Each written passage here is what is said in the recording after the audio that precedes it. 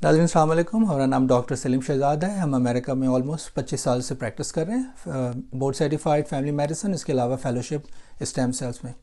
आज हम एक बहुत ही इंटरेस्टिंग टॉपिक के मुतालिक बात करेंगे। इसको गैस्ट्रो इसोफेजियल रिफ्लक्स डिसऑर्डर भी कहते हैं, आम ज़बान में इसको एसिड रिफ्लक्स कहते हैं। नाज़रीन, जैसा कि हमें मालूम है कि जब हम खाना खाते हैं तो हमारा खाना मुंह से होता हुआ इस ट्यूब के ज़रिए नीचे स्टमक में जाता है।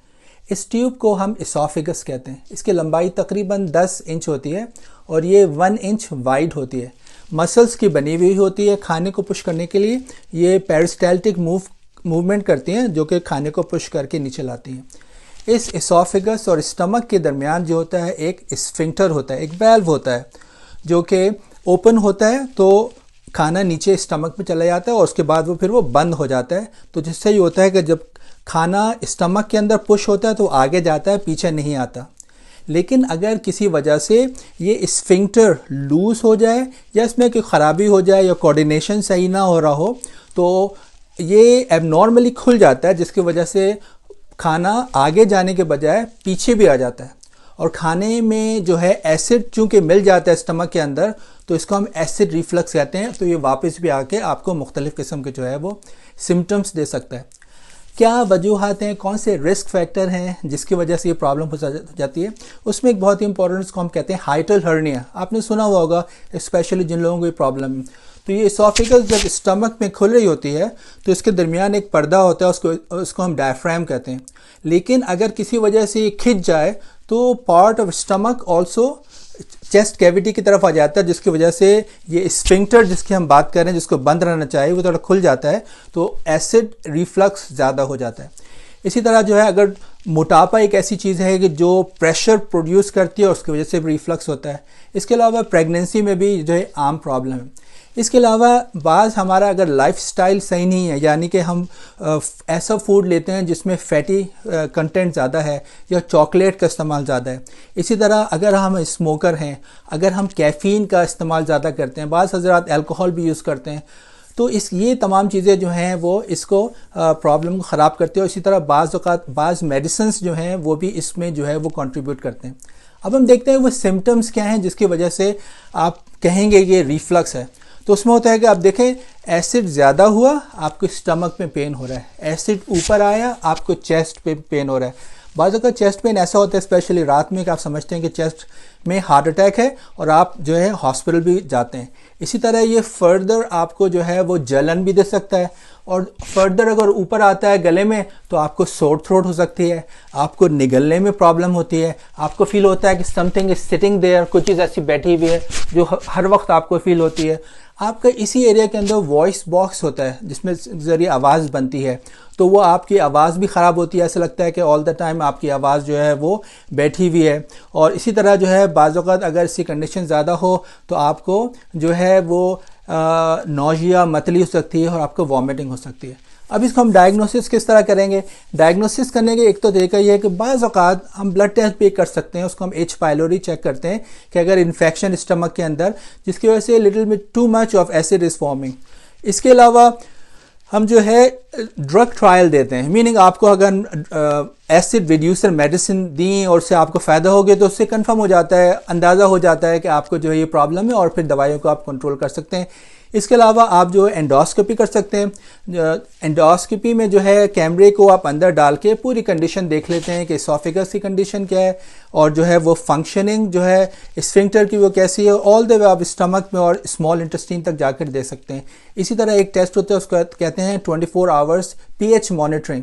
तो उसमें एक जो होती है वो छोटी सी ट्यूब होती है, नाक के ज़रिए इसोफेगस में आ जाती है और जब जब एसिड रिफ्लक्स होता है तो वो उसको कैच कर लेता है। उसके साथ साथ हम पेशेंट भी बताता है कि किस किस टाइम पर जो है वो उसको फील हुआ कि उसको एसिड रिफ्लक्स हो रहा है। इसी तरह जो होता है एक और टेस्ट होता है, उसको हम कहते हैं एसोफेजियल मैनोमेट्री। उसमें भी इसी तरह होता है, एक छोटी सी ट्यूब जाती है और वो स्टमक की जो ये पेरिस्टाल्टिक मूवमेंट है और ये स्फिंक्टर को खुलना और बंद होना, वो उसको भी देख सकता है कि ये नॉर्मल है या एबनॉर्मल है। तो इसी तरह से जो है हम उसकी डायग्नोसिस कर लेते हैं। अब ये देखना है कि इसमें क्या ऐसी बात है कि जिसको इलाज करना ज़रूरी है।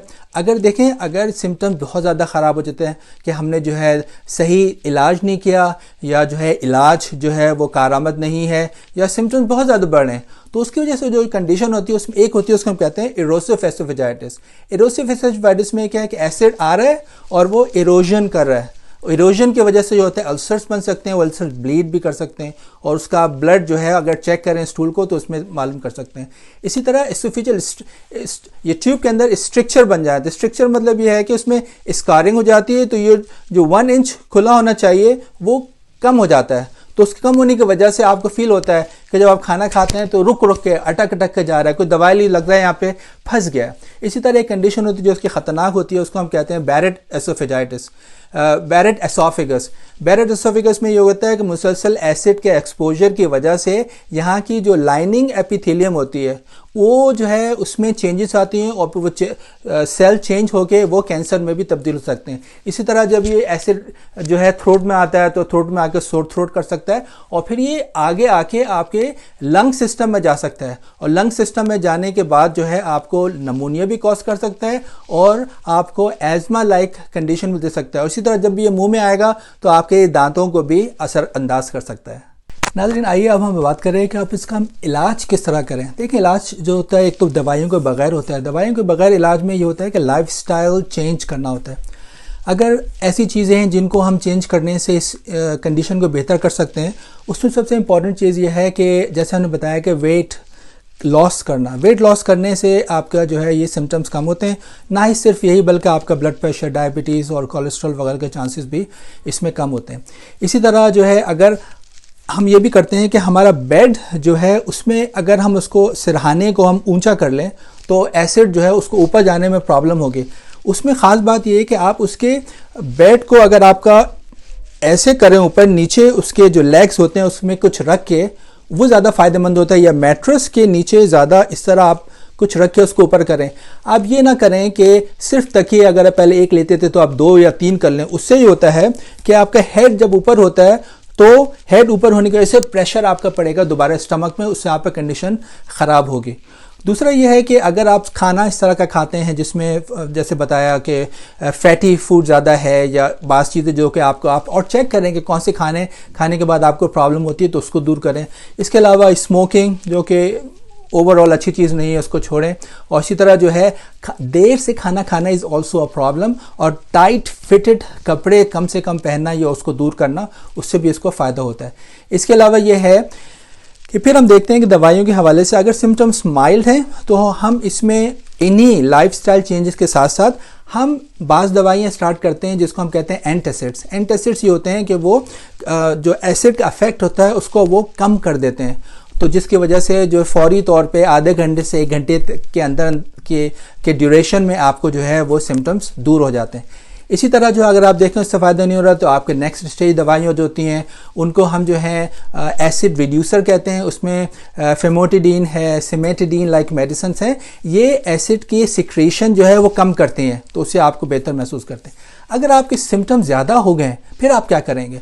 उसमें फिर ये होता है कि आप एक सेट ऑफ दवाइयाँ वो और ऐड करते हैं, उनको हम पीपीआई कहते हैं, प्रोटॉन पंप इनहिबिटर। ये पंप वो होते हैं जो कि एसिड की फॉर्मेशन करते हैं। तो ये दवाएं जाके उनकी एसिड को ओवरऑल जो है उनकी कंटेंट, उसका अमाउंट जो है कम करते हैं। जब आप ये देखें कि इससे फ़ायदा हो रहा हो, आपको लो डोज से स्टार्ट करें और डोज बढ़ाएं जहाँ तक आपको फ़ायदा हो, और जिस डोज पे आपको फ़ायदा हो उसको तकरीबन आप 2 महीने तक लें ताकि आपके सिम्टम्स जो हैं वो सही हो जाएं। आपने दवाई ली, आप बेहतर हो गए, आप देखें कि आपने दवाई रोकी, तो उसके बाद जो है अगर 3 महीने के अंदर अंदर सिम्टम्स वापस आ गए तो इसका मतलब ये है कि दवाई काफ़ी नहीं थी, आप दोबारा आपको फिर लॉन्ग टर्म ये दवाइयाँ लेनी पड़ेंगी। लेकिन आप देखें कि आपने दवाई ली थी 2 महीने, उसके बाद सिम्टम्स बेहतर हैं, और 3 महीने के बाद अगर सिम्टम्स ज़्यादा आ रहे हैं तो फिर आप एक कोर्स दोबारा कर लें और उसी ग्रुप की कोई दूसरी मेडिसिन लेके उसको आप 2 महीने जो है मजीद इस्तेमाल करें। इसके अलावा हम देखते हैं कि हम और भी चीज़ें कर सकते हैं जिससे उसको फ़ायदा हो, कि जो हमारी डोज है आमतौर पर 40 मिलीग्राम जो होती है वो नॉर्मल होती है, उसको आप 20 इन द मॉर्निंग और 20 इन द इवनिंग इस तरह कर सकते हैं। इसी तरह जो है आप डोज बढ़ा सकते हैं कि रेगुलर डोज पे अगर काम नहीं हो रहा तो आप डोज डबल करते हैं 4-5 दिन तक, जिसमें सिम्टम्स आपके कंट्रोल हो जाएं, उसके बाद आप रेगुलर डोज जो है शुरू कर दें। और अगर आप देखें कि इससे फ़ायदा नहीं हो रहा तो कुछ और भी दवाई हैं जिसको आप ऐड कर सकते हैं, जिनको प्रोस्टाग्लैंडिन्स लाइक मेडिसिन कहते हैं। इन तमाम चीज़ों करने के बावजूद भी अगर आप देखते हैं सिम्टम्स फिर भी फ़ायदा नहीं हो रहा है, तो वो मुमकिन है कि आपकी डायग्नोसिस जो एसिड रिफ्लक्स की थी वो सही नहीं है, बल्कि कुछ और हो रहा है, खुदा ना खास्ता कैंसर है या कोई और बीमारियां चल रही, तो उसके लिए आप उसको फर्दर टेस्टिंग करें। और इसके अलावा अगर आप देखें कि जी यही डायग्नोसिस सही थी आपको और ये दवाइयाँ अगर आपको काम नहीं कर रही हैं, या बाज़ लोग होते हैं वो दवाइयाँ लेते नहीं हैं, उनको काइंड ऑफ एलर्जी होती है, तो फिर सर्जरी के भी ऑप्शंस होते हैं। It's not a very good option, but there is a procedure जिसको आप करके जो है आपको कुछ फ़ायदा हो सकता है। तो ये तमाम चीज़ें ऐसी हैं कि जिनको आप नज़र के सामने रखे, जितना कंट्रोल कर सकते हैं बगैर दवाई के उसको कंट्रोल करें, और इसके अलावा जो दवाइयों के साथ इलाज कर सकते हैं ताकि आपको दवाइयों का फ़ायदा हो। और इस तमाम चीज़ों को आप यकीनन डॉक्टर के साथ जाकर डिस्कस करके प्लान करके इसका इलाज करें तो आपको ज़्यादा से ज़्यादा फ़ायदा हो। शुक्रिया नाज़रीन, अगर आपको मेरी वीडियो पसंद आई हो तो मेरे चैनल को सब्सक्राइब करें और बेल आइकॉन को क्लिक करें ताकि आपको मज़ीद इस तरह की इंफॉर्मेटिव वीडियो मिलती रहे। शुक्रिया।